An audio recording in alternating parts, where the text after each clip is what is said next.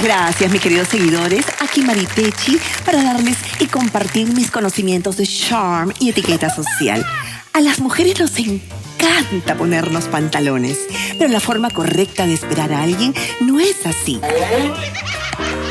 No. Menos así. No somos jugadores de fútbol, no. Menos tampoco chorreado. Y jamás se te ocurra taparte los rollitos con un cojín. Si estás gordita, te recomiendo que empieces una dieta.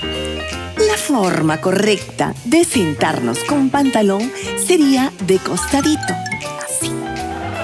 Jamás se te ocurra mostrar la suela, porque vamos a encontrar con algo que no nos va a gustar.